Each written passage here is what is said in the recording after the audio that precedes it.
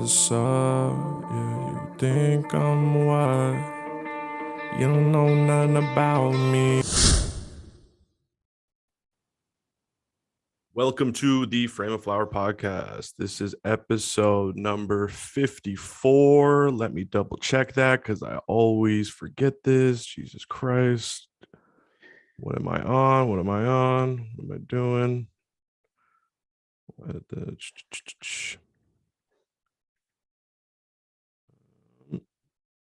Yep, I was right.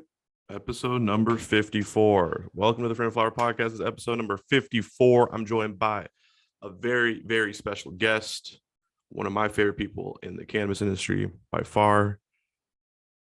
His name is Mike Biggio. He is one of the co-owners of Area 420. Thanks for joining me, Mike. I really appreciate it. Yeah, thanks for having me on, man. Of course, of course. Okay, so so just for people that are watching this and they maybe haven't seen the Area 420 documentary that we put out about 3 weeks ago, I highly recommend you go check that out before you listen to this. This is going to be a little bit kind of building on top of that. But so we met, you hit me up, you wanted to do this documentary, tell your story. I really do appreciate you trusting me with that too. Trust me with the story. And, it's fucking blown up, dude. This video is done. This best video I've ever, the best quality video I've ever done personally, but also in terms of performance, it's doing the best by far too. So why do you think that is though? So by the way, it's got 70,000 views in the last 2.5 weeks, just for the listeners. But why do you think that episode, why do you think that blew up so quickly? Man, I think I think what's different about what we're doing is the collective aspect. This isn't just the story of Whitney or just the story of me. This is an entire collective of individuals that have come down to put their flag in the cannabis space, and we're all going through this shit together. Yeah, absolutely. I think the message, the business model, the the aura, the movement that you guys are building right now, I think it really it's been needed. There's not really anything like it with that, with that kind of messaging, with those kind of morals, with those kind of beliefs that really very only someone that comes from the culture slash has seen the illegal market, where that can only come from. I also think too, like,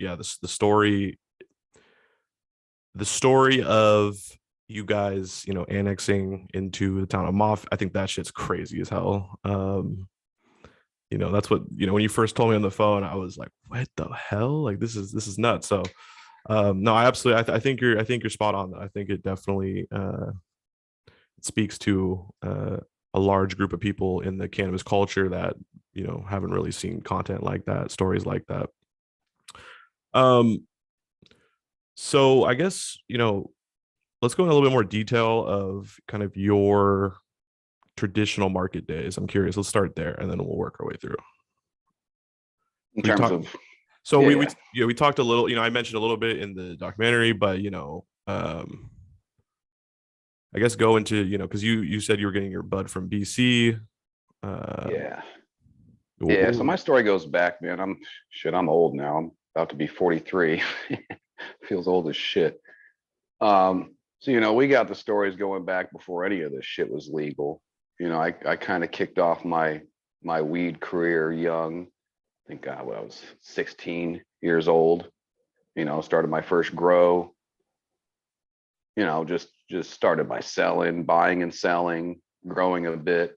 I got caught up. I did a bunch of juvie time, so I ended up I did almost 5 years juvie. And this was for some other crimes, assaults and all the shit related to the life.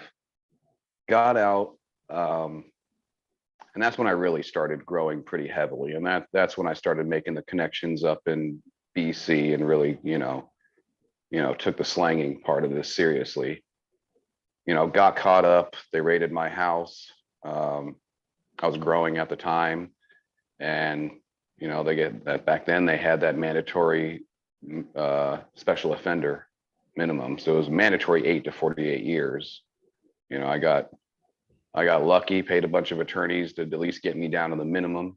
I did shit every day of the 8, got out, and son of a bitch, weed was legal again, and just kind of progressed on from there. Yeah, absolutely. It's so crazy too. I mean, obviously there's, still to this day in many different countries, other states, those kind of really harsh laws when it comes to a fucking plant that's now people are making millions of dollars off of legally. But what was it like? Did you kind of hear about it when you were, in prison? Did you hear about how legalization was going to happen? Because Colorado, so my home state, Washington State, your home state, Colorado, we were the first two, right? But did you hear anything about that at the end of your I did. of your bid? So about Mhm. it's actually earlier. So I think, God, what was it? So I went down in 99. I want to say it was 2002, 2003. The medical laws were officiated in Colorado. I remember reading on this. It was funny. So I I remember reading the article, and in this one prison I was at, there was this lady in the guard tower I used to fuck with. I pressed the little button on the door. I told her, hey, I'm packed up. I'm ready to go. I got all my shit cleared out. Like, she's like, what are you talking about? I don't see you on the pack out list. I'm like, shit, they just made weed legal. Like, let me out. I'm done. Obviously they didn't, but she thought it was funny. But no, I remember that. It was pretty early into my sentence. Did it piss you off a little bit? Obviously, obviously it did, but Well, it was, this shit was slow and incremental. So at first it was just medical only. So, even under those laws, technically I would have still been a criminal. Technically at that time, people doing what I was doing were still going, to prison. Shit, they still are. So I've chosen to look at this differently. I've never been upset per se. I knew what I was getting into. I knew what I was doing was illegal. So I wasn't a shock to me, sitting in prison. None of this was a shock. And I just, made the decision to accept this shit and move forward. Yeah, you seem like someone who doesn't really, dwindle on the past. You move forward and, see what you can improve. Yeah. Which is definitely the way to do it. I think what I'm more upset about is, when I was, fast forward 2008, I get out, and this is when all the little dispensaries are popping up. Like I mentioned in the documentary, I was fortunate enough to be hired by a good friend of mine, Jason. Gave me a shot back in. What really pissed me off is when they changed the rules and barred all felons from being in the industry. And I get why they did that. I do. Colorado being the first to market, they had to be very restrictive if they were going to pull this off. Had they let us in, would they have been able to do what they did? Probably not. But it's still. Or there would have been a lot more ammo for the anti-cannabis folks to be like, exactly. See, yes, yeah. So it was smart of them to wait a couple of years at least. Yeah, it was. I guess, and now I'm very impressed with the moves being made. I just feel like this could have come a lot sooner. For 10 years, I was basically banned from the industry, which, again, I'm not complaining. Everything happens for a reason. We've talked. This is what I think. This is what forced my hand into the creation of Area 420. It was trying to work out all of these complications, and it gave me the ability to tackle that, because really I had no other option, right? But that's really what we're about now. Now that this is something on the table, this social equity is being recognized. It's how do we maximize this? How do we do our part and get as many of the good guys in, before these gates are closed? absolutely. Couldn't have said it better myself. Yeah, everything that you're right. Everything happens for a reason. You wouldn't be the person you are today without those experiences. But when we first, so we, so I went out to Area 420. I flew out there. Mike came and picked me and Joel up, my camera guy, up, and we did a 3.5 hour drive from Denver to Moffett, and Pretty drive. Beautiful drive. Love the drive. Camera guy, he was just slumped. But you and I was so tired because we'd taken the red eye, and I was, oh my god. But when we started talking, early. Yeah, no, you picked us up. Hell, it was like what, 3 a.m. It's like 6 a.m. Anyways, when we started talking though, I got stimulated just from the conversation. We talked all the way to 3 hours, and I swear to God, that was one of the dopest conversations, because I felt like we had connected in a number of different ways, and that I kind of was really, because that car ride really cemented, kind of, wow, this is going to be a pretty crazy story. And then it got crazier and crazier as I experienced it, as we Car shot rides it. are good for that. Oh yeah, absolutely. That But I think, 3.5 hour ride is used oh, well. 100%. Yeah, 100%. I made it go by like it felt like an hour. But what I got in that one of the many things I got in that conversation is, I think there's very few people out there that are grounded from the culture, grounded from the traditional market. There are people out there like this, but there's very few of them. I think you're one of these people. And so you're grounded in the traditional market, you've experienced literally, you've been in jail, all this stuff, but you also really understand the future of the legal, professional cannabis market. And you're also someone that genuinely cares about, these legacy growers, social equity growers, small growers. And I just think it really spoke to me. It was like, dude, there's very few people like you that have that good of understanding on the business and the future, like knowing where this is going to go, but also having that grounding in the traditional market, and wanting, and then that, really wanting you to truly help, the little guy, the small business, the legacy grower, help transition these people over into the legal market. And that's very few, like, there's a lot of people that talk about that, but like no one's really doing it, you know what I mean? So I just, big ups to you, dude. Like that's why. Well, yeah, I appreciate that. Thank you. Yeah. And and that's another critique I have, I guess, with a lot of this social equity that's going right now. A lot of it seems to be a name only. I really don't even like the name. I mean, I've struggled. We've discussed what else to call it. I don't know. Legacy. What is it? But this is something that the state is now willing to address. The problem with it is there's a lot of fluff, right? There's a lot of programs and training and incubator programs, but none of these really lead to true equity. Or right? they set up kind of traps a little bit to lose control, and there's all types of slimy things, right? We talked Look about what just happened in Cali. Exactly. Is now it's coming out that their initial round of social equity applicants, they were set up for failure. They're all filing bankruptcy right now. And that's, that's the worst thing of all, right? Is these people are so passionate, and they come into this, and then so they'll overlook a lot of things, right? And I think that's really where we've really succeeded, is in coming in and paying attention to all the minutia in the back end, and a lot of it is putting the right team together. Whitney and I are a perfect example. Without Whitney, this project wouldn't come together. So that's what we're trying to figure out here, right? The legacy guys, I have a lot of heart for that, but there's a lot of critique on their end as well. Yeah. Right. They don't often act in the most professional manner. Yeah. As well, right? They've been known to burn investors on the other end. So it's how do we build the right team here? Yeah. And there's a lot of this now. This is, when I tell people that come in Area 420, and this is true, in Colorado, we took the casino regulations and basically scratched it, and added a bunch more shit to it, right? So this is one of the most heavily regulated industries there is. And this is the struggle I see from a lot of guys coming from the legacy traditional, whatever market you want to call it, is they don't know how to play that game, right? They're used to just basically trapping.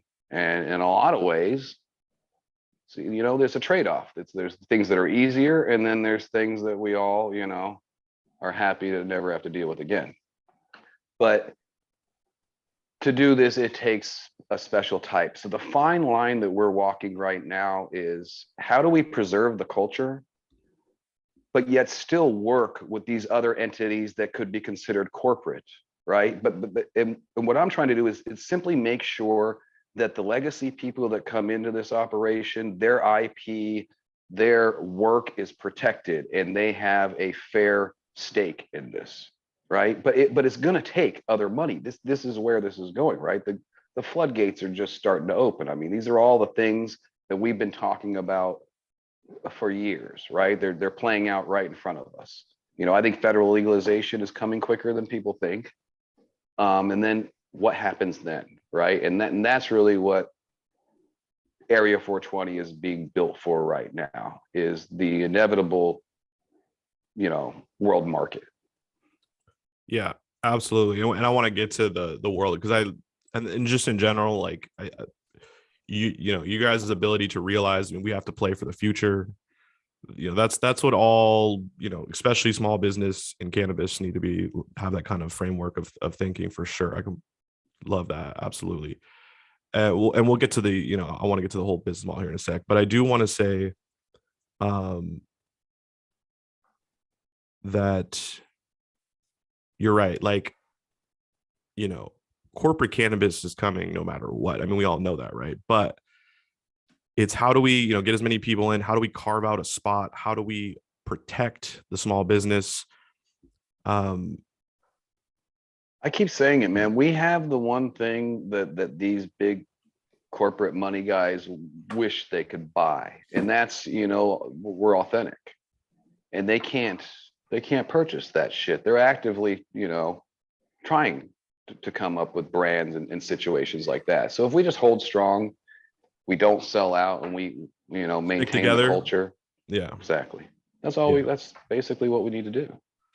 Yeah, absolutely. And you know, it's and I want to jump into kind of sticking together here in a sec, but I do want to say, like, last thing on this is that, you know, the corporate, so, you know, the culture, or the tradition, let's say the traditional, right? The traditional needs the corporate, and the corporate needs the traditional, right? Or more so, we can say that the culture needs the corporate needs the culture. But it's all about, like, when we're, because we're seeing this meshing together of corporate and culture coming together right now, and it's all about the details of how it morphs together. Like, how does it morph? Like, is it completely just taken over by the corporations, and you know, it all comes down to the contracts. It all, just yeah, the structure and the, yep, devil's in the details, for sure. And that's why I say in that opening of the documentary. And by the way, anybody that hasn't seen it, definitely go watch it before, you know, you listen to this. But, you know, I say at the very beginning, it's like, hey, you know, Area 420 could be the, you know, the natural kind of, you know, balancing out of the system in terms of fighting against corporate cannabis, right? You know, at the same time, though, we can't completely vilify corporations, right? It's, and you're, you know, anybody that's been watching me for a while, you know, I can't stand these massive corporations because they're anti-competitive, you know, all that kind of shit. But, you know, it's so it's a little bit more nuanced. It's not universal. Yeah. They're, you know, they're, through good partnerships, you know, there can be good businesses that are built. Yeah, absolutely. So let's go into very choosy. Yeah, 100%. You got, yeah, just make sure you get the right, you know, make sure you get the right deal, and just the horror stories, man. I remember we were trading some of those stories that you know, like, I know people that own cannabis businesses that were originally real estate owners. Like, you know, they just fucked anyway.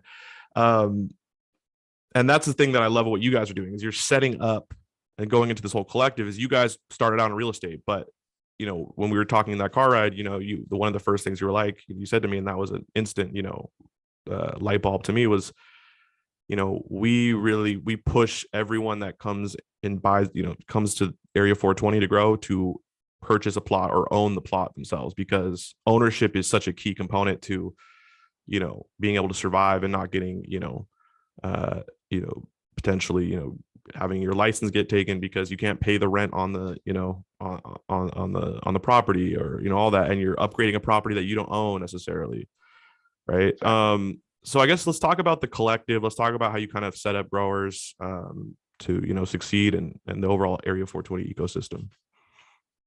So that's, yeah, you just touched on it. I think in that the backbone of this is, and the reason why we can all come together is because at the end of the day, everybody owns their own property and their own operation. You know, so, and it's really worked out well, you know. So on our phase one, we have 66 separate operators. I think somewhere around 50 of them are active right now. The rest of them are building out. They range from 1 to 6 acre lots. And that was kind of our first, you know, we call that our phase one project. We started this about 3 years ago, and yeah, I mean, you know, it was a concern of mine in the beginning, and this was a big critique, is how do you get this many growers to come together with all their egos and all their, you know, situations to come and get along. And man, it worked out this way. It is an awesome community. You know, you were out here, you know, a lot of these areas like California and these grow communities, they're all paranoid still, right? Because of all the robberies and it's just a totally different culture. Out here, man, you drive down the road, I mean, people are friendly, you know. We don't have those situations, you know. Being clustered together so tight does give us that security protection. You know, trying to come out here and rob one of these grows, you'd have batshit crazy. Yeah, you know, these are a bunch of they don't fucking call ex-cons 911. Yeah, and military guys, you know, yeah, you know, yeah, it's 2 ways out the valley, good luck. yeah, So, you know, that gives us, I think, just inherently the landscape and the environment that we're in just kind of gives everybody a different vibe, right? So we're not on one out here, you know. Everything's calm. absolutely, yeah. And yeah, man, I think I've seen cool shit, you know, when guys are pulling plastic on their greenhouses. I mean, neighbors will run over and just jump in just to help out. You know, we have get-togethers, you know, grow meetings where we share resources. You know, just before the harvest season, we got together and, you know, made sure to set a good rate for trimmers. You know, that way we're not cutting each other's throats. And then same thing on the distribution end. And that's where I think that's, you know, that's the next thing that we're evolving into, is an in-house distribution network to move everybody's product on the back end. And, you know, I really try to stay in my lane here, so I don't cross over into a lot of these other, you know, these are these people's operations. They have free right to build out, sell to whoever they want. They are an independent business. So I didn't want to come in here under the guise of, you know, on this corporate shit of you know, putting my finger in every single pot. So the distribution and everything has been up to them.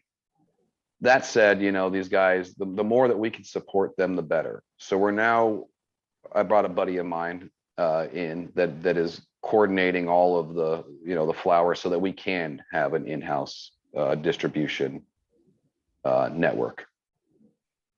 Yeah, absolutely. You know, things like we just got approved for a store there on site, and then the social use club.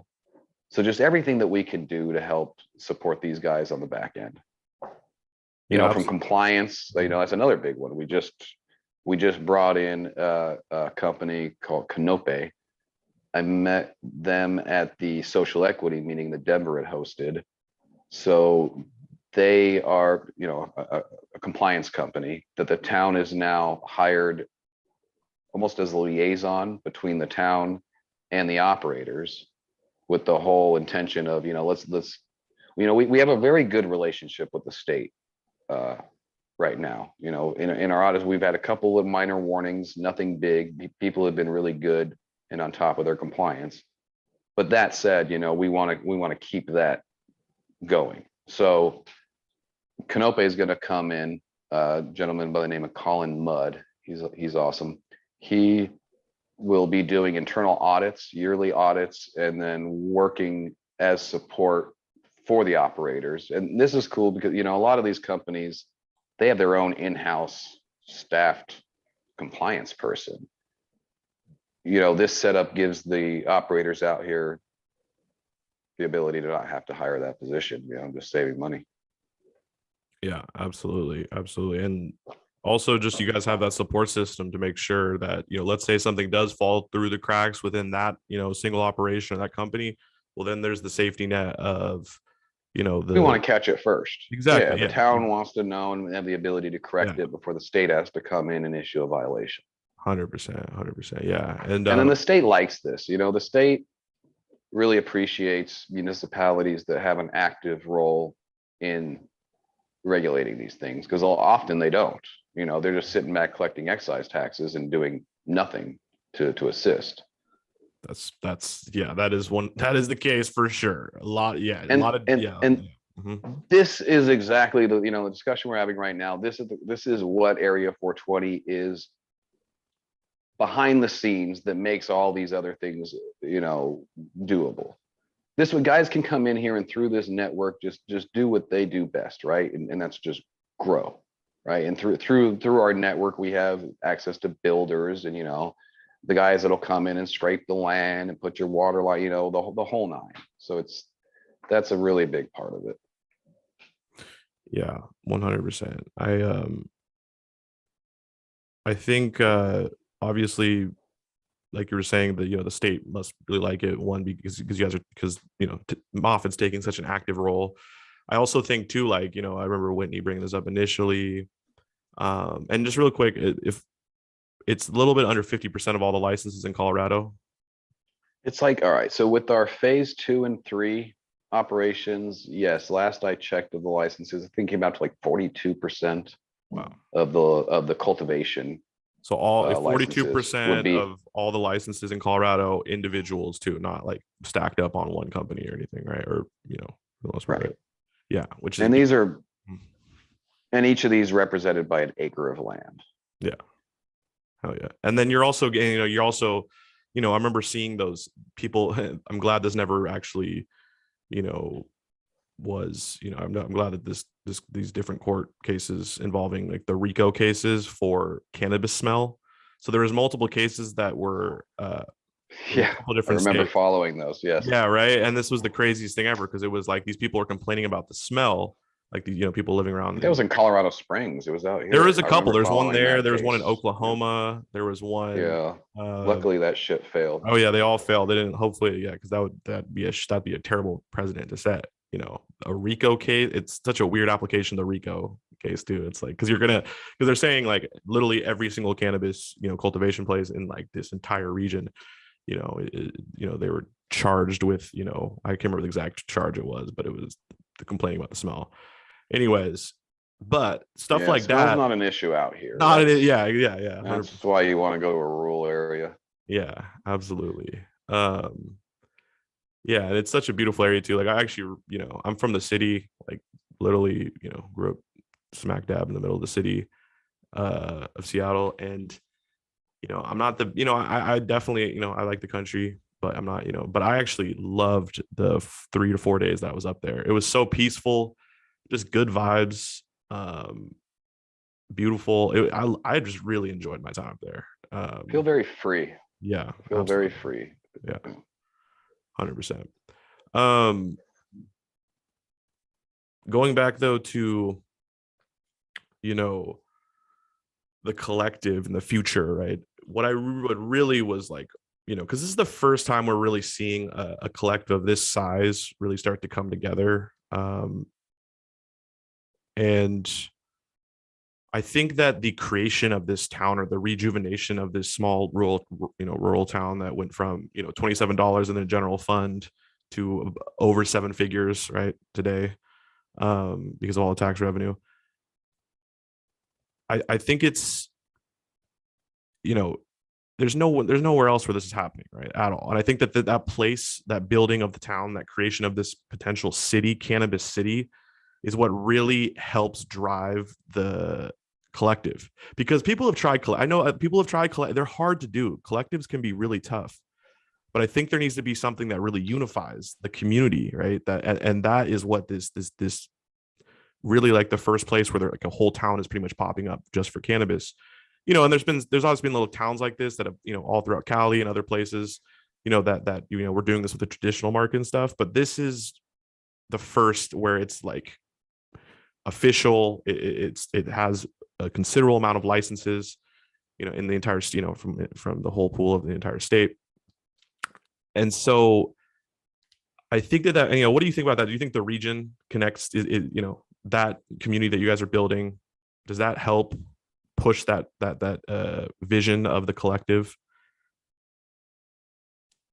Definitely. Yeah, man, it really is an interesting mix of ingredients that made this possible. I always said this, I think this would be difficult to replicate, at least in any, many areas that I know of. We had, on one hand, we had the resources, we have a good water supply, but really it's the support of the town.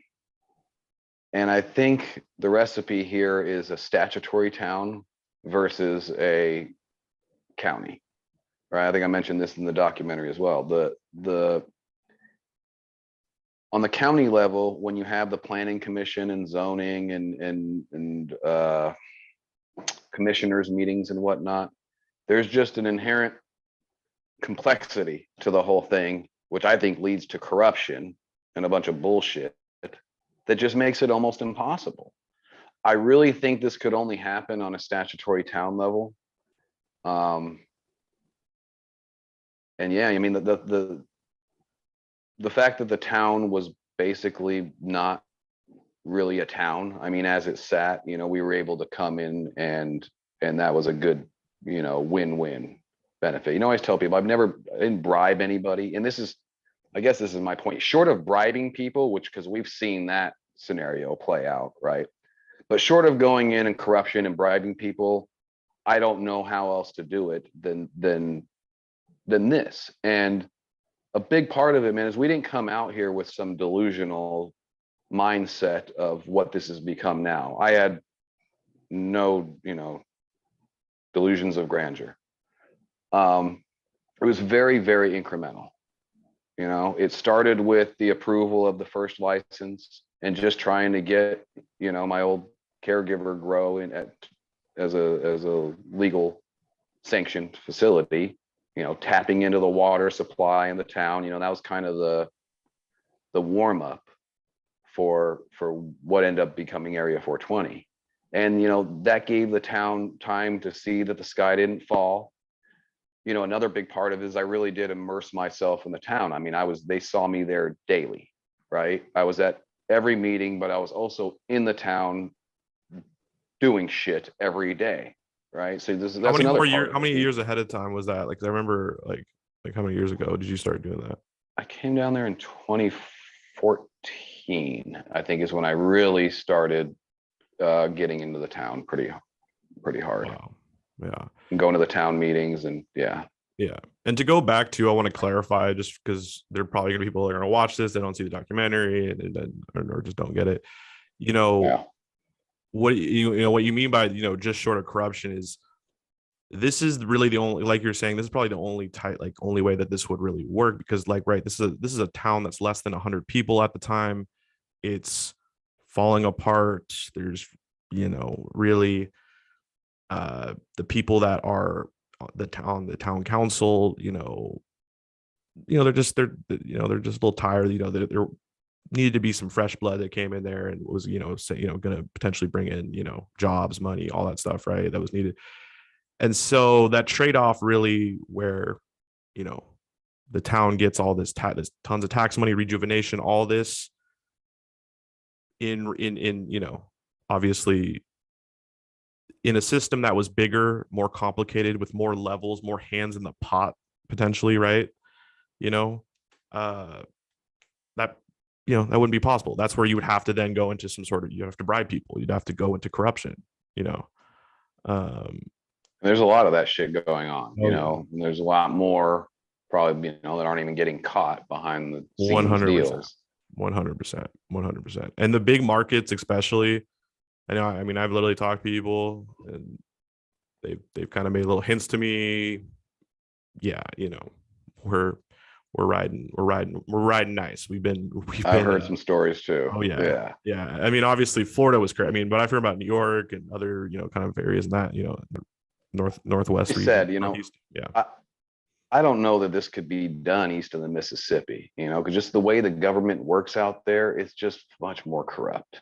Oh yeah. You know, so again, the town wasn't, you know, like you said, around 100 people. You know, they had very little money in the bank, but they're a statutory town, and statutory towns have a tremendous amount of power on, you know, the way the legal system works within these states, especially, you know, out west, out here. Mhm. So, and that's a thing I think people don't consider enough. I always tell people, choose your municipality very wisely. You know, I was speaking with the guys from the Navajo Nation that were on the show the other day. So New Mexico is going into a system where the local cannot ban cannabis, which is good and bad, right? I told you on one hand is great, right? Don't let these people do what they want to do. The problem is if you're forcing them to allow cannabis and that community really doesn't want it, and the people that sit on the board and the powers that be don't want it, there's a lot of levers that they can pull to fuck with you, right? And people don't consider this. So you want to make sure that, you know, with the way the excise tax structure is set, they're your partners, right? They're getting this money off of the top. So I think you want to treat them as such, and you should have a very strong line of communication with them at all times, because they can make or break you. That's absolutely true. Super spot on. Like keep going. I give the example of Fort Collins back when the Colorado market opened up. They allowed cannabis, and then the greedy powers that be saw that, oh, this is making money. Well, they shut them down, kicked the original guys out, you know, little mom and pops. I think a couple of years later they opened up, and it just so happened to be operations that these guys controlled, right? So there can be a lot of that shit going, and this is going to play out in every state, you know, as it goes, because even if they force the local to open it up, the local can still has some shit that they can do, you know, that they're still 100%. I've heard some crazy stories, but I think so for entrepreneurs that are listening to this right now, because, you know, I know there's some, you know, a lot of aspiring cannabis entrepreneurs, you know, that watch the show, but, you know, some of the takeaways I think are obviously, like Mike said, is municipalities are going to make or break you, right? You know, you need to be constant contact, you need to be monitoring that, you need to be in, especially, and also it's the same case for, you know, when a new state comes online for legalization, you know, if you really want to, because I have a lot of people hit me up, you know, hey, like, I need help, or like, you know, how should I try to go about getting this license and stuff? Well, just first of all, stay on top of it, make sure you know, communication, that's key. But right, going back though, municipalities can absolutely make or break you. And you're right though, the fact is, you know, if a municipality, you know, if it's going to be interesting to see with New Mexico, because you're right, it's a good and bad thing to force municipality to do it. You know, for example, you know, one of the other high design documentaries on my homie David from Preferred Gardens, you know, we talk about in that story, he talks about how, you know, there was this really tragic story that happened where I'll just say the county, El Dorado County, Sacramento or area, you know, ends up getting shot by a illegal cannabis grower. It was a big, you know, it was just, oh yeah, I remember. Really sad situation, and it was yeah. But when that happened though, they right, shut everything down. But there's no moratorium on it though. That's the thing. You want to know what they did? And this is the thing about, even if you force municipality to, you know, not be able to ban it or put a moratorium on it, but what this county did is they said, okay, we're just, you know, we're not going to let anybody get their fingerprints, because you need to get your fingerprint on the application for your cultivation license. I remember. It doesn't work unless you have that. So they literally said, hey, we're not. So there's no moratorium there, but they're just never, they're, They the just pull timing of one it. lever. Yeah. One Absolutely. lever will just put a pause to everything. 100%, dude. Yeah. And if they can't for some reason do something like that, they're gonna make your life a living fucking hell, like you're saying. For example, the county that we're in right now, Swatch, that we annexed out of, they just put a new ordinance in that you have to build I believe it's a 960 square foot home plus 960 plus square foot home with a full leach field, right, for your septic, prior to doing any cannabis operations. It's like, why? What other business has to build a home before they start a garden? I mean, it's just the dumbest shit that they pull out of their ass. Yeah. And I think with those kind of situations, sometimes maybe it's like kind of either it's a slight, like they just hate these people hate cannabis, the ones that, run these counties or municipalities or whatever that hate cannabis, or the more nefarious reason being they know that let's put a really high barrier to entry. Let's halt, small business from getting in because, well, we have, the big companies that are talking to us right now. They could be potentially even bribing people like that. You know what I mean? Like that's what you see in California. It's rampant, and it's rampant in different markets. But the high barrier to entry, and I'm not against taxes by any means, but the extremely high taxes that choke companies like small businesses, which I thought, politicians always like to be like, oh, we're all about small business. We're all about. No, you're fucking not. You get your fucking funding from big corporations, and in this early on market, I think that people are educated now enough. There's enough experts, I guess, that are working in kind of for the corporate field that are understanding. In these really highly competitive markets like a California, we need to have taxes high, cap the licenses, put a bunch of extra, red tape, regulation, because, we don't actually need to compete. This is the corporation. We don't need to compete. We're just gonna let the state, beat them out for us. And that's what happens in today. And this is why everyone, whenever he goes like, oh, you're like, oh, like they're against socialism or they're against, they're against like democratic socialism or whatever. It's like, you think we're in capitalism right now? You think this is real cap? You think this is like the actual traditional cap? No, this is not traditional cap. This is crony capitalism. This is literally having the government, do the bidding of big corporations to get rid of the small guy. Like literally, Peter Thiel, he said this in a book he wrote. Right? Peter Thiel is one of, look him up. You don't know who he is. Most people probably know, but he said, if you want to get filthy rich, if you want to be actually successful in today's America, you need to aim pretty much for duopoly, oligopoly, but you need to leverage the government to take out your competition. And is that not like socialist? Is that not, regardless of that, it's just like people are like, oh, like, capitalism. We don't have like competition is not a thing anymore. We don't, like, in a lot of these markets. And it just pisses me off when I say. No, I hear you. No, unfortunately, no, you're right. The greediest of the minds are looking at this market right now. I've heard every type of, crazy structure of raising capital and whatnot in this market. It's just all nuts. But, I think that at the end of the day, what's going to stand is, the authentic shit. And that's where I think coming together and at least getting on the level of scale as the big boys through this conglomerate will at least keep us a seat at the table. And I mean, like I always say, not one person at 420 is going to be here 5-10 years from now if they just think they're going to be doing their own thing. I don't think that's how it's going to work. So that's, yeah, absolutely. Yeah, and I couldn't agree more. And this is why I like really, fell in love with like this story and everything you guys are doing, because, when you started explaining to me about, this collective idea in terms of being able to actually, because typically, so when I like, I do a lot of like, cannabis, branding kind of business kind of like videos, just talking about different ideas to help, cannabis entrepreneurs and stuff. And I always say with cannabis, like for, and I really cater to small business, that's really my main focus. is helping, equip them with knowledge or whatever. But I usually say is don't ever compete on scale. Compete on what? Proprietary tech, brand, right? That's the authenticity, right? The brand is a key thing.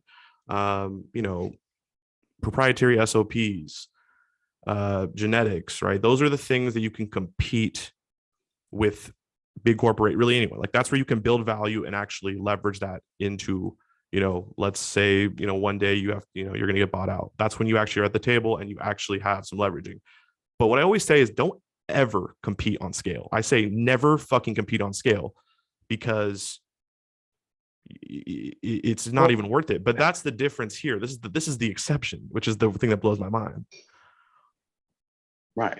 Well, that's the greatest thing about this industry, I think, is, these guys have tried. We've talked, look at the Dan Blazarians and the Ignites and we've seen all these different corny ass models of what these corporate guys think a brand is going to be.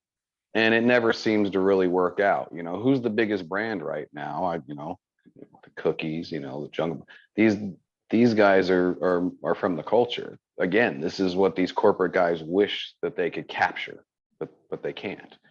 So, I'm not scared. I say let them keep trying with that bullshit. It doesn't seem to be working out very well, and and that's part of preserving the culture as well, is not letting these guys in. We talked, they've tried, the Blazarian guys tried circling back around shit even to me, through what the hell's his name? That con man. Can we talk about this guy right now? Can we just talk briefly about this guy?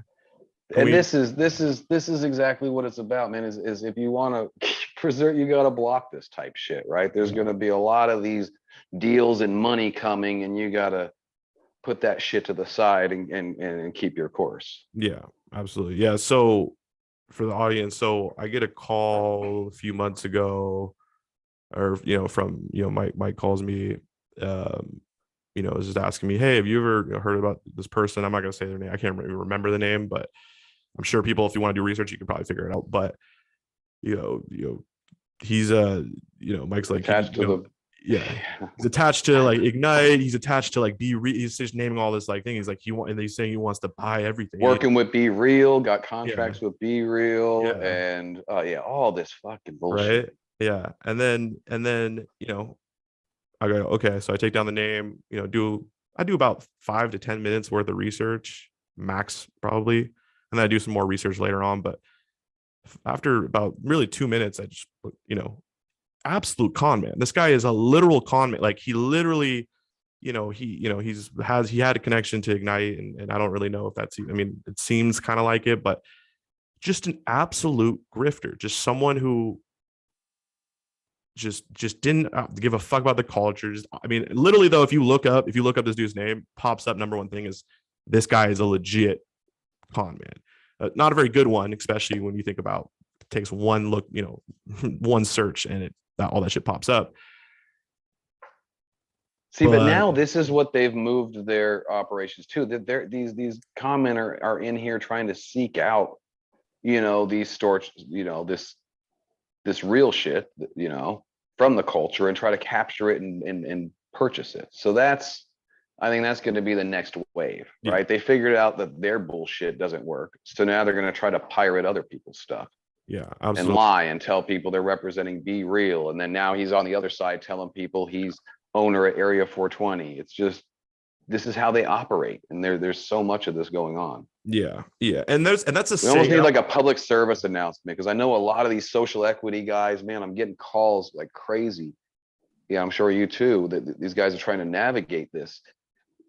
Fuck, man, you got to be careful. At worst, they're just going to waste your time. Like a lot of these times, I don't even understand what they're doing. It's like, you're not just wasting my time, you're wasting yours as well. And you're so transparent. Like, what the fuck are you even doing here? But that's the best case scenario. Worst case scenario is they're gonna, it gets dangerous. Yeah, 100%. And I want to say too, like that's a segment of that corporate, the overall corporate group. That's a segment. I call that kind of the con man segment, which the con mans, the con men and women, they're typically, they're pretty much, they started out, they're probably in other industries, newer emerging industries, whether it's Bitcoin or the internet, but all that stuff, right? But they come into new industries, they take advantage of people's lack of knowledge. Now, what happened is though that people, the con men initially, they came into these industries that, these markets that opened up legally. I know there's tons of stories I've heard people getting uh Endless. literally like, well, I ask this question to They'll people. waste, they'll Yeah. work on something for, better part of a year just to Mhm. find out that, it was just complete bullshit. Yeah, no, and I've seen people get run It's for not just money, three, it's five your hundred life. thousand dollars, millions of dollars, like millions of dollars. Like people, like I always ask this question. I'm like, yo, what's more slimy, the legal market or the illegal market? And I've had people say, oh, of course it's the illegal market. Like you can get smoked in the illegal, you can get literally murdered in the illegal market. And I'm like, that's not really what I'm asking. Like it actually kind of asks the Yeah. point I'm trying to say. No, the legal market's way slimier because they can get you for 500, $1 million plus, and what, you're going to hire a lawyer. In the illegal market, you're going to get fucking smoked. There's actually principles, like you know what I mean? So Right. No, you hear the stories. The guys, they didn't read the fine print in the contract, and one day they go to unlock the facility. It's locked. They got all their genetics. They got everything. I mean, you were just kicking it and smiling with these people the day before. It's even more cold blooded than that. Yeah, 100%. Yeah, and cannabis entrepreneurs and grower, all you guys need, be aware of this. I know, especially in the newer markets, anybody listening us in any of the newer emerging markets, that's the con men will drift. Well, they'll drift from industry to industry, but they'll also drift from new market to new market, trying to take advantage of all of these new investors coming in, like, hey, I want to get in the weed bit, not knowing shit, and then them getting like I literally have seen this so many times. Yeah, but and as time goes on, they all get phased out eventually because they burn too many bridges. They obviously just do shitty work, and they're but be aware of these kind of people for sure, because they're kind of the initial, they're like part of the initial pack, the first round of the big corporate people coming in, and they kind of tout themselves, oh, we're all this, they're throwing around all these words, they all this bullshit. But yeah. Yeah, and here in Colorado right now, they just launched the social equity program. And the way it's structured is the social equity applicant has to own 51% majority, right? So now they're running around looking for 49% equity investors. And this shit's going to be happening all over the place, man. It's going to be a shit show. Because there's a lot of ways to get around that equity, Oh, too, yeah. especially if you bring in the real estate and whatnot. And that's another thing people need to be careful about, right? You don't also own the real estate and you're on a lease, well, then what good is your business and your license? So, again, the state, I think, is really taking a good crack at this, but it's that whole cause effect thing that is very hard to predict the future of how it plays out. So, yeah, there's going to be problems with that, Yeah. unfortunately. Yeah, it happens with any new industry, but I think especially in this one for sure. Without a doubt, without a doubt. So you know this whole, like, you're really building a city, right? You're building, rejuvenating this small town. It's starting to grow rapidly. It's really a town that has the regular, like, it's built for, designed for cannabis cultivators, businesses, right? So in terms of the you know you guys building out the tourism, building out, because when we were on the first car ride, right, you mentioned Napa Valley, right? Building out a very similar thing to what Napa Valley is. Napa Valley, for obviously anybody that doesn't know, Napa Valley is world famous wine country. It's a massive cluster of small to medium sized wine businesses, and they all help each other. They do a very similar kind of collective thing, but it allows them to compete on an international level. Walk me through, like, how you think that kind of correlates over. Well, actually, the nice thing is I can now officially talk about some of the things from the end of the documentary with the power group. So, at the time of the documentary, we hadn't officiated anything. We were just, kind of going over the partnership. So we've since officiated that, which is awesome. And, they're looking to break ground in March. So this, I mean, it's nuts, man. I still have a hard time wrapping my head around what, what these guys are looking to bring to the table. So, through our RWH Energy, again, these guys are world-renowned engineers. Their company builds power plants all over the world, oil fields, cities. They do a lot of really big projects. So, initially I'd reached out to them. Actually, this was through my partner, Derek had referred them over, and we've tapped the power in our region now from phase one. We've pretty much tapped these 2 substations. So, we were looking at extra power. The other problem is, they're burning coal in Pueblo right now to make the power. So we're like, all right, well, if we're going to bring power in, let's look at some renewable options. So RWH came to the table, and again, it was just initially going to be power. When they kind of saw what we were doing with the complex, they really got interested in coming on as partners. So now this whole thing is evolved into them building, basically a city, with cannabis production as the major industry. So I guess what we'll call the phase one plan of this operation calls for 10, state-of-the-art greenhouses. These things are huge. They're 60,000 square feet, dual level, using all radiant flooring, all sealed. So really, really state-of-the-art shit. They're also building what they call the artist campus. And this is going to be the R&D facility. They're working with a couple universities. Now that the laws have changed on the R&D, and we can finally start testing real cannabis, not that shit they're growing in Mississippi or whatever the hell it was. They can actually get it from the store now, right? Yeah, exactly. Yeah. Well, I think the rules, at least in Colorado, is everything grown under the R&D license has to be destroyed. It can only be for testing purposes. It can't then go on the market. But it's through the same process of the LUC, like these companies doing it, right? It would be the same thing on the shelf, right? Exactly. And this is a great example of where I think these type partnerships are going, right? So here you have RWH that, again, world-renowned engineers, have contacts on top of contacts for everything you can think of. In fact, we're building a in-house testing facility on site. And one of the guys that's coming in on the project invented gas chromatography.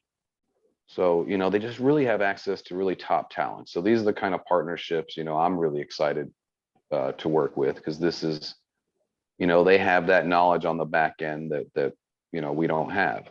Another example is we're looking at building a, state-of-the-art breeding facility. We were talking a bit about this. So from tissue culture and everything on the lab back end, and then how do we marry that with, world-renowned breeders and create a space where they can come together and breed, but yet knowing that their IP and everything is protected through that model. So these are the discussions we're having right now. How do we make this, one of the world centers for not just, production and social equity and brands, but breeding and, everything cannabis. Yeah, absolutely. Yes. Because we've been talking a little bit about the whole kind of vision that you were talking about with the breeding. That's going to be insane, honestly, because I mean, obviously it's, still in the early stage of talks, but the capabilities, just the amount of space, the amount of people that potentially, and then, we're talking about some media stuff as well to help, tell these breeder stories stuff. That's going to be a game changer for sure. But I think it's so dope because it's like, you guys, like, going back to the tourism aspect of it, did you are the planes, have they been driven in yet? Let's explain. No, Let's explain. not yet. Yeah. So the other component of this is where the shit gets real crazy. So part of the power is going to be it's solar and natural gas cogeneration. So we're doing 50 acres of oh God, I keep forgetting the name for this. Agrivoltaic. Yeah, what is that? That's I have no growing, idea what that is. that's growing crops underneath solar panels. Oh So yeah. the design calls for 50 acres of solar, but these are the panels that sit up really high and they are on motors, so they can close up if we have a, hail or heavy snowstorm, and then also pitch out Wow. to collect sun, and you can grow a crop underneath it. So my idea is I want to do 50 acres of no-till, some real organic, just send that out for concentrate. Wow. Yeah. That's, Um, the other part of the power is going to be natural gas cogeneration. So they have just acquired a piece of property on Levita Pass, which is the other pass out of the valley to the south, opposite of the way that we came in. There's a natural gas line there. They're building a liquefaction plant, and they're going to be trucking in natural gas. So, this project, they're coming in with this power is something that would have made sense just on a power generation for the valley. I think the fact that we're able to consume so much and everything that we're doing with this complex is just the icing on the cake, right? So not only is this natural gas and this cogeneration going to be powering our operations, but they're investing to bring natural gas to the entire valley. And there's no option for that right now. So now everybody that's running on propane could convert over to a cleaner, more cost-effective fuel to heat their homes and whatnot. yeah. So that's awesome. And then same with the solar. So this thing's designed to be a net generator of power for the town and for the valley. We'll be using what we use out of the operation. Everything else will be back feeding into the grid. Yeah, absolutely. Yeah. And I think, when, I talked to Mike Yor, by the way, great guy. Is he former special? This is the person who's at the end of the documentary represents RW. Isn't he special forces? Like, I forget which branch of the military, but yeah, he's definitely on. I think he has a He's Ranger on. shirt on in there. So I think that, yeah. Anyway, not to, tangent or anything, but anyway, I love Mike, the other Mike Yor, great guy too. Well, real interesting spin-off of that. I think we talked about this a couple months ago when that Afghanistan situation was going on, and they couldn't get the people out. We for about a month we had put a stop to the working on this project because they had to peel off and go help get guys out of Afghanistan. Wow. So their whole team, their whole crew is a bunch of retired military. Yeah, I think small through several business, different veteran. branches. Yeah, veteran owned. Yeah, exactly. Yeah, 100%. And after I talked to Mike, Mike Yor, and I kind of explained the whole plug-in of the energy. This is where really, and you can see this in the documentary, right? When you're explaining about their investment and stuff, and then the very end, you're like city, right? You say the word city, as we were talking about it, right? And the reason why I bring up city and why I think that, this is really going to grow into a massive, amazing place for cannabis is, right? If you look at any economy, if you look at the world economy, right, everything is the infrastructure that, what our entire economy runs on is oil, right? Oil has won world wars. Oil has destroyed countries. Oil, energy in general, energy makes or breaks your economy. Now, right. The fact that you guys are going to have all this access to, cheap, affordable, for the most part, clean energy in this, very at this point, and obviously this will change once this all gets installed. This very rural area, you're going to be breeding. You're breeding a place of extreme economic growth. Right, energy is number one. It's literally the fuel that keeps the entire economy going. That's why we invaded Iraq. That's like, all of that. Right? So yeah.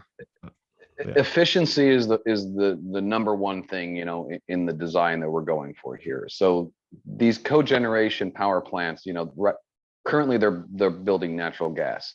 These guys are very forward thinking. So this machinery has the ability, along with the storage tanks that we're going to be holding the natural gas, can switch over to hydrogen when the technology is there. And they're thinking that this isn't as far away as people are thinking. So, when that happens, that's a world game changer. but as they currently operate, so they burn natural gas, and in the combustion, where they're generating heat, they're generating electricity.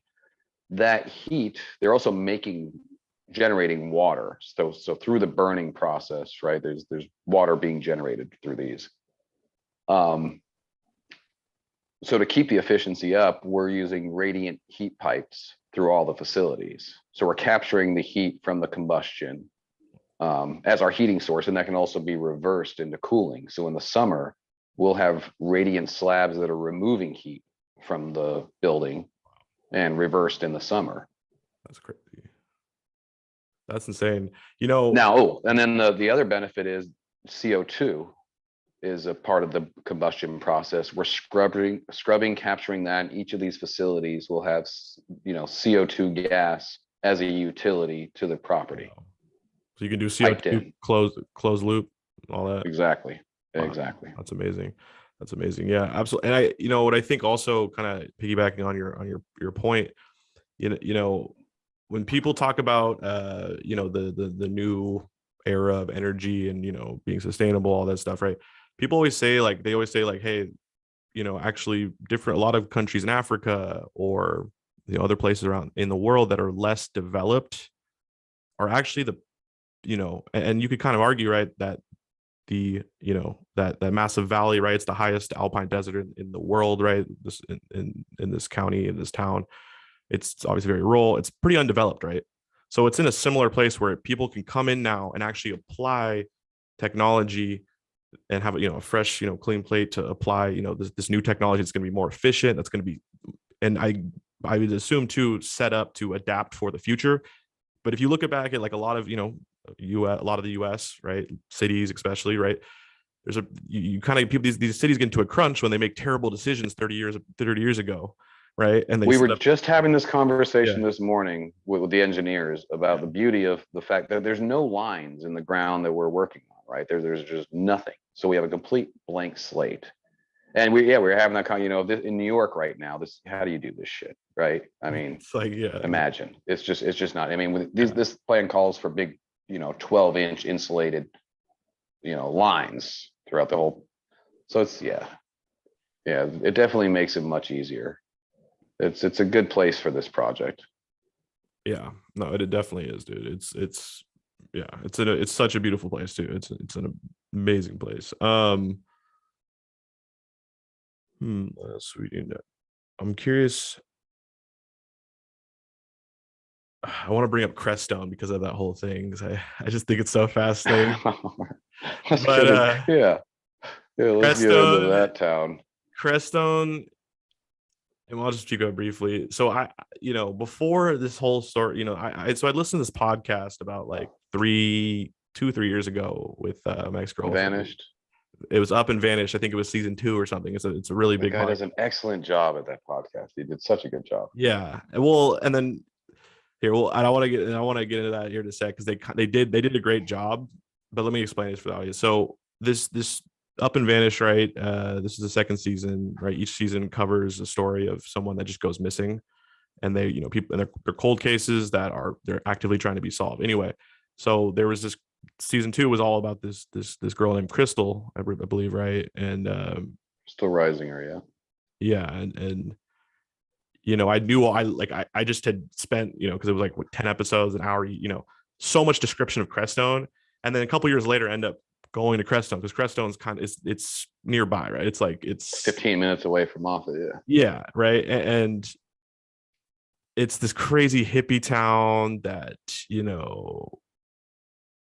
it just was so surreal. And I always tell us when I was talking to like people about it. Only, I mean, like I was talking to like for example, like Joel, the camera guy, he just didn't give a fuck. He's like, I don't really know what you mean, like whatever. But it was just so surreal. Like you see the hotel where she had went, all that stuff. That being said, though, it was interesting, and it's kind of a little bit off the tangent.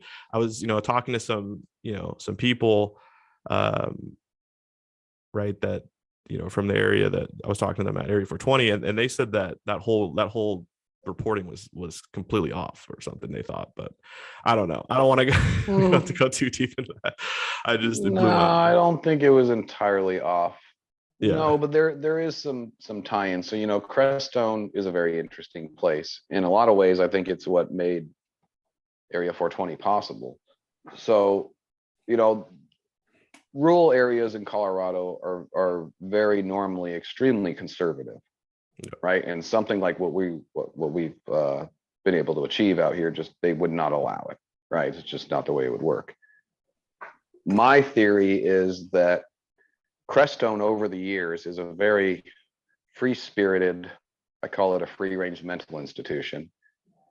You have, but you know, on a more serious note, they do have world-renowned spiritual centers scattered across the mountain. So there's some interesting history there.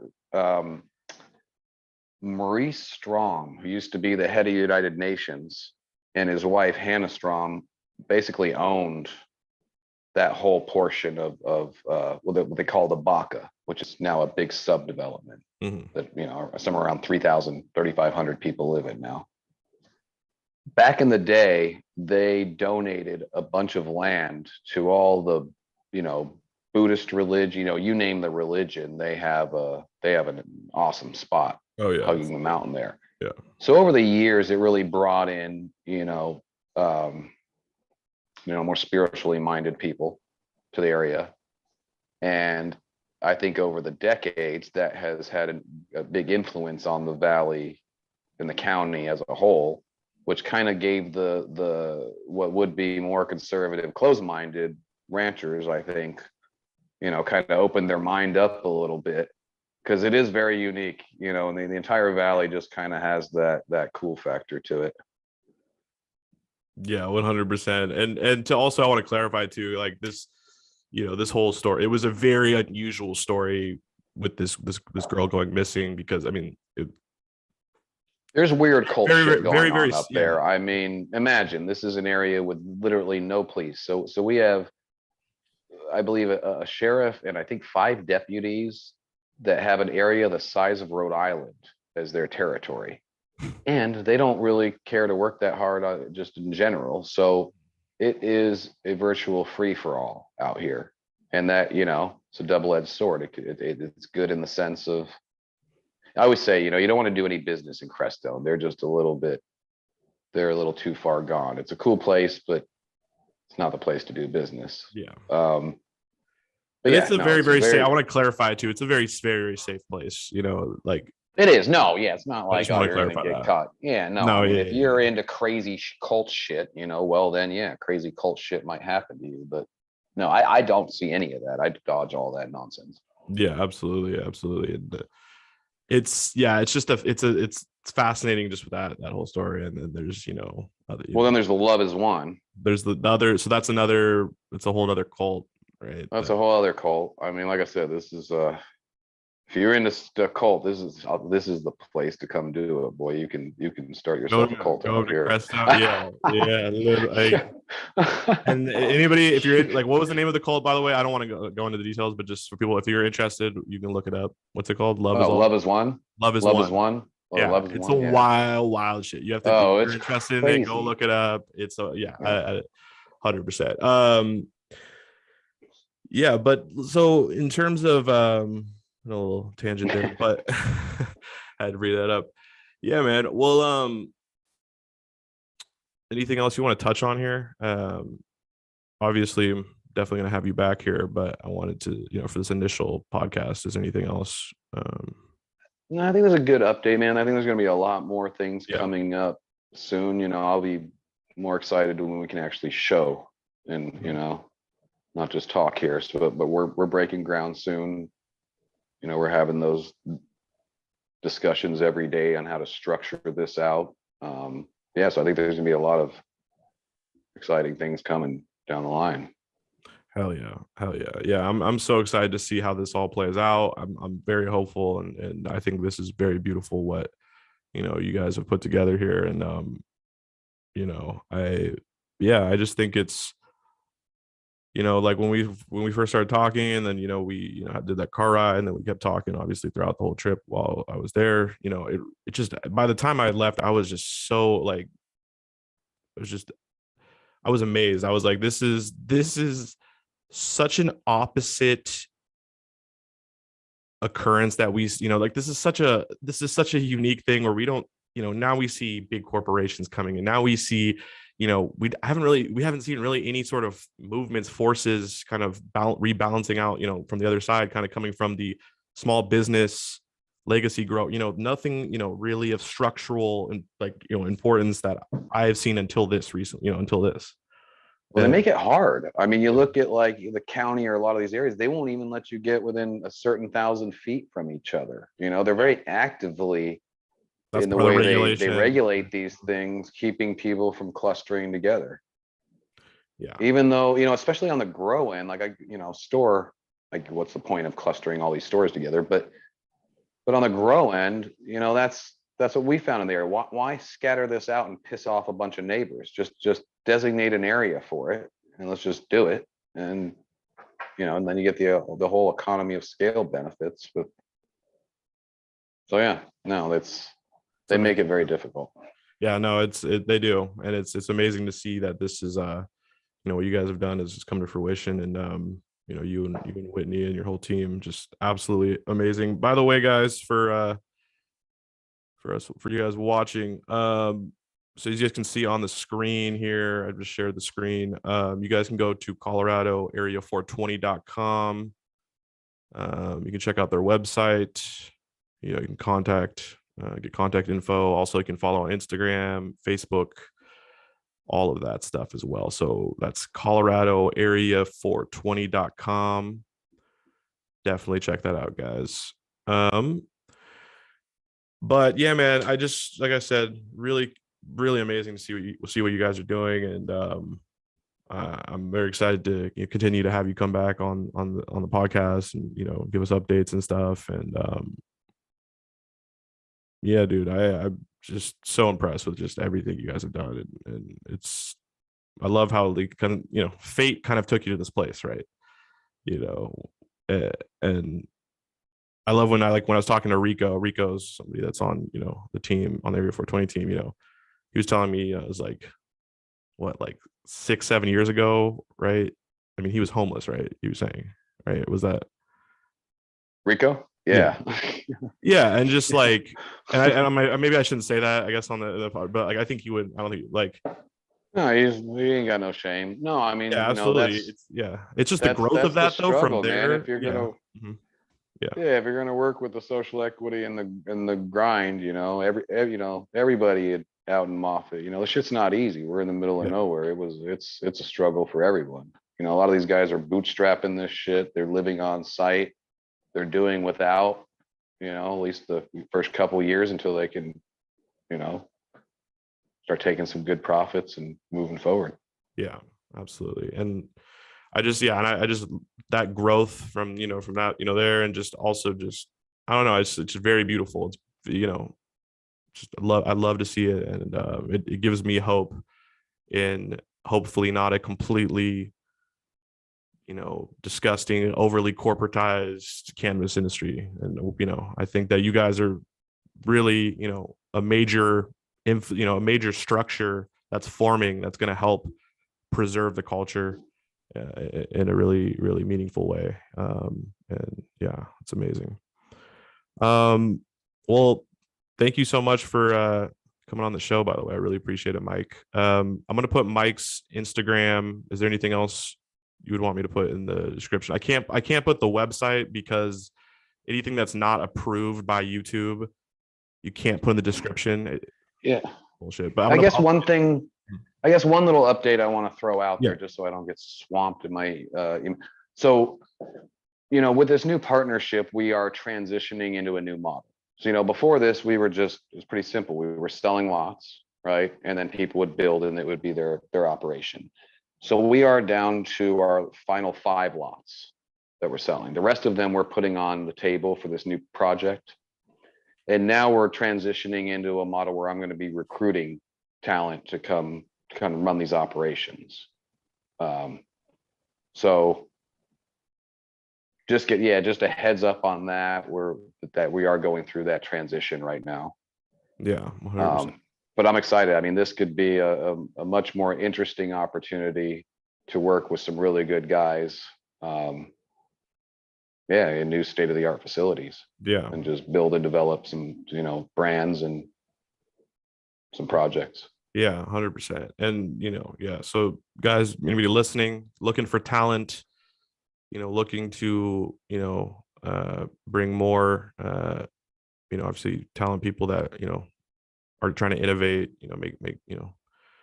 make new things happen, be part of something that's really massive. But also too, any companies out there that, I think would add on to this is any companies out there that can help build out this town city, right? Whether it's for two, but there's potentials there, right? There's potential opportunities for, you know, tourist, activities, right? Or, something like, is that somewhat open?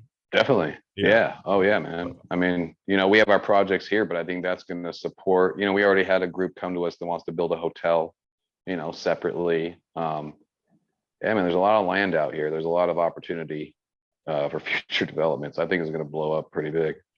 I think so too, man. I think the ingredients are all there, especially when you plug in the energy piece of it. It's gonna, yeah. Yeah, and we'll have power for everybody. Yeah, that'll be Yeah, it's gonna be amazing. good green power. Hell yeah. Hell yeah. Well, anyways, guys, thanks for watching. If you made it to the end of this video, you are amazing. I loved working on this documentary. It's like, really, really was a special one for me. And I love everything, this whole story and everything they're doing. But if you guys like the episode, please hit the like button. Check all the links down below the description. You can, Instagram, for Mike as well as mine, and also drop a comment. What's your opinions of this? What's your thoughts on this? Anyways, this is the Frame of Flower podcast, episode number 54, with Mr. Mike Biggio, co-owner of Area 420. Thanks for coming on, dude. Appreciate you. Awesome. Thanks, man.